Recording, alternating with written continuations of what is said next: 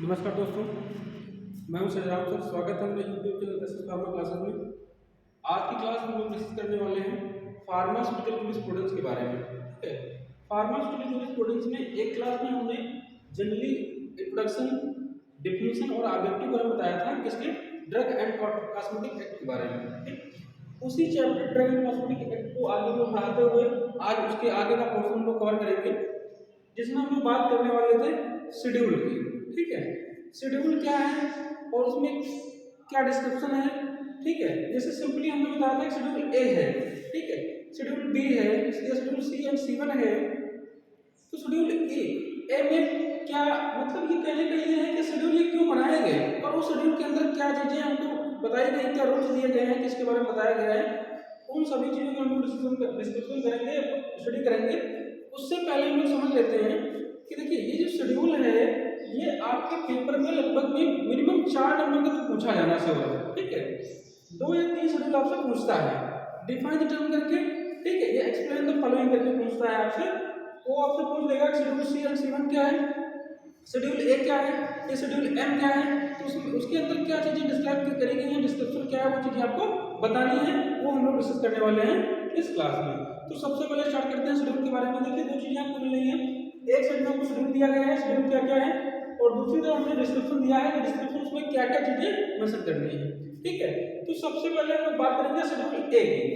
इसकी शेड्यूल ए की, शेड्यूल ए में कहा गया है list of form. List of form का मतलब क्या है, देखिए हम किसी भी प्रोडक्शन को स्टार्ट करने से पहले, या कोई हम इंडस्ट्री स्टेब्लिश करना चाह रहे हैं, या सिंपली हम एक मेडिकल स्टोर ओपन करना चाह रहे हैं रिटेल या होलसेल का, तो वो मेडिकल स्टोर के लिए जो लाइसेंस हमको लेना है, इंडस्ट्री को एस्टेब्लिश करने के लिए, स्टार्ट करने के लिए लाइसेंस लेना है, वो लाइसेंस कैसे मिलेगा, उसके लिए हमको क्या एप्लीकेशन फिल करना है, उसमें एप्लीकेशन में कौन सा फॉर्म फिल करना है, उसकी समस्त डिटेलिंग इस शेड्यूल ए के अंतर्गत रखी गई है।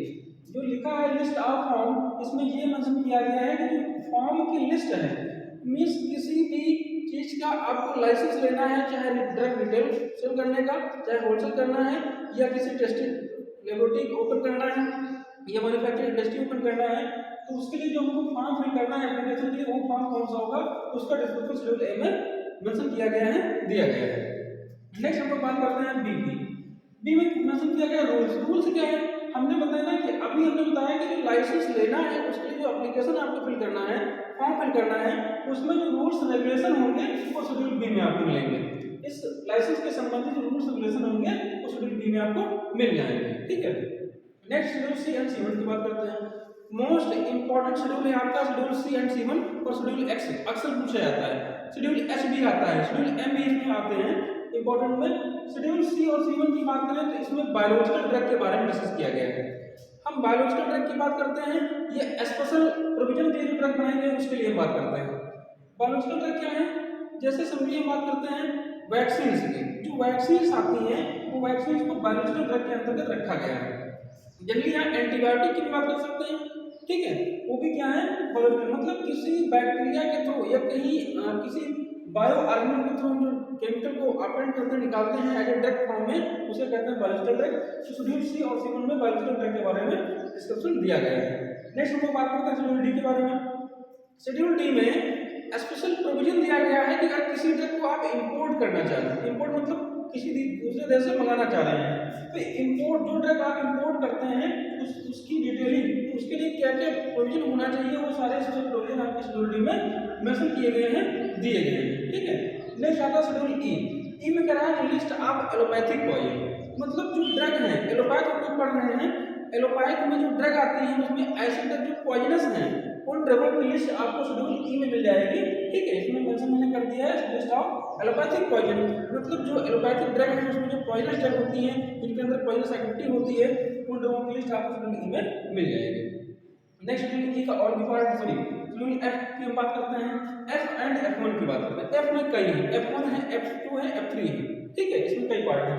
एफ और F1 की बात करें तो कह रहा है production, testing, packaging of biological drug. Simply जो भी बायोलॉजिकल ड्रग की हम बात कर रहे थे शेड्यूल सी एंड सी1 में, उस ड्रग की कैसे मैन्युफैक्चरिंग करना है, उसका प्रोडक्शन कैसे करना है, ठीक है, उसकी टेस्टिंग कैसे होगी, उसकी पैकेजिंग कैसे होगी, इन सब का डिस्क्रिप्शन, इन सब की डिटेलिंग आपको शेड्यूल एफ और F1 में मिल जाएगी। ठीक, नेक्स्ट F2 की बात करते हैं।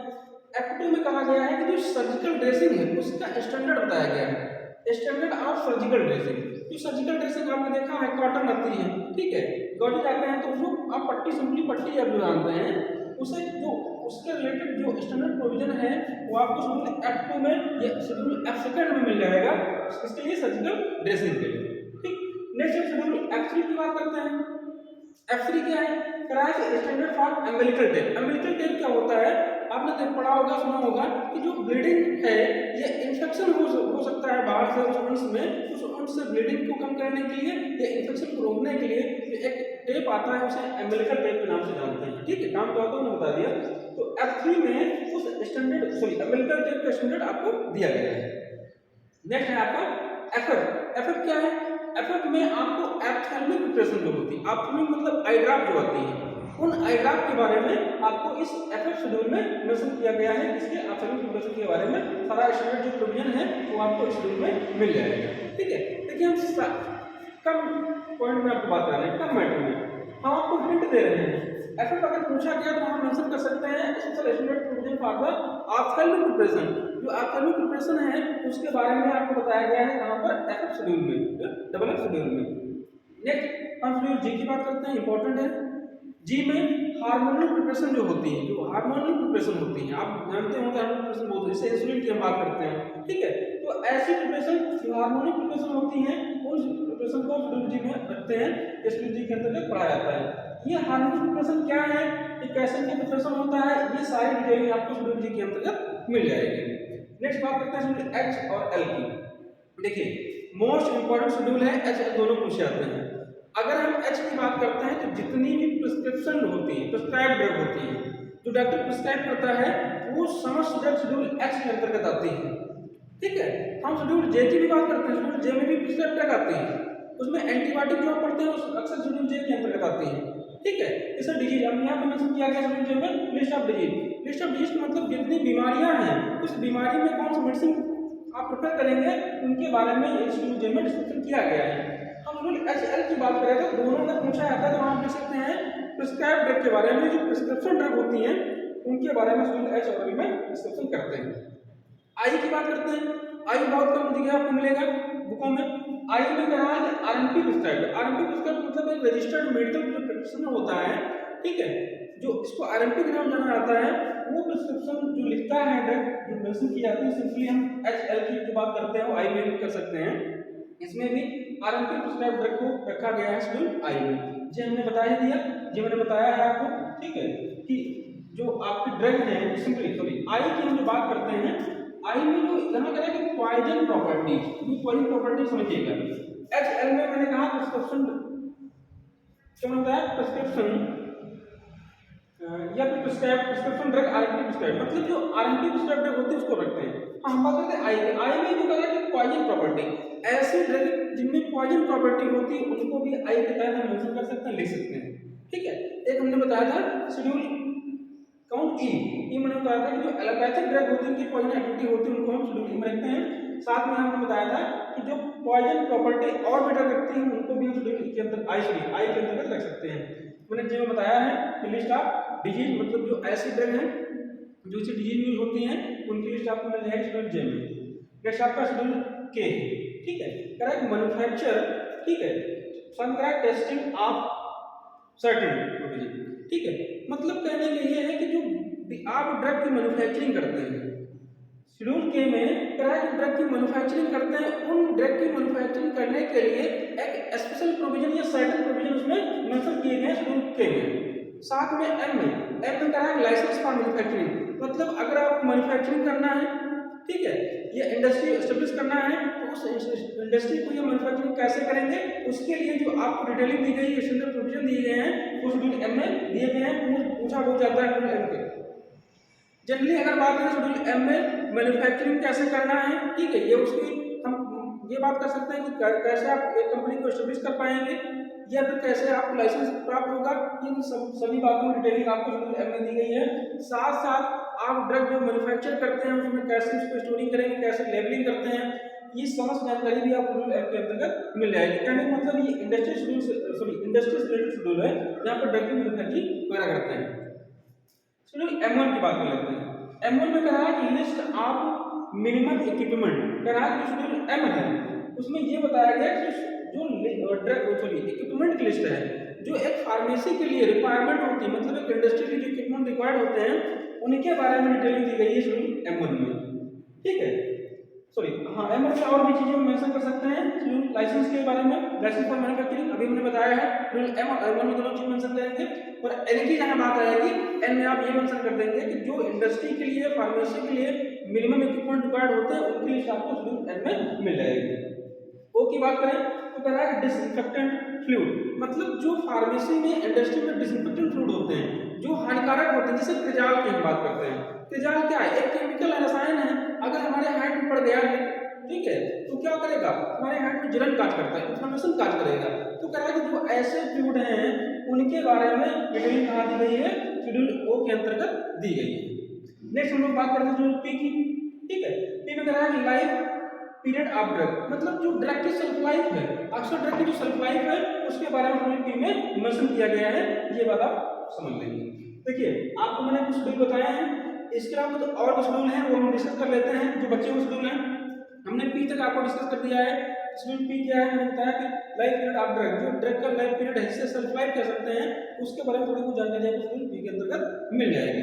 नेक्स्ट हम लोग बात करेंगे शेड्यूल P के बाद शेड्यूल क्यों की। ठीक है, क्यों क्या है उसकी हम लोग बात कर लेते हैं।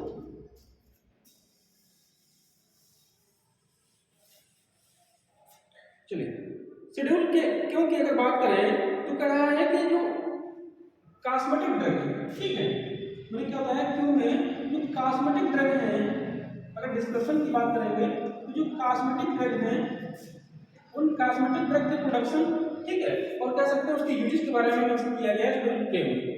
ठीक, मैंने क्या बताया, अब ये भी मेंशन कर सकते हैं list of a coal tar dye permitted for the use in cosmetic, simply कह सकते हैं जो कॉस्मेटिक में डाई यूज होती है, ठीक है, ये कोल तार यूज होता है, उसके बारे में मेंशन कर सकते हैं कि इस शेड्यूल क्यों में मेंशन किया गया, बताया गया है।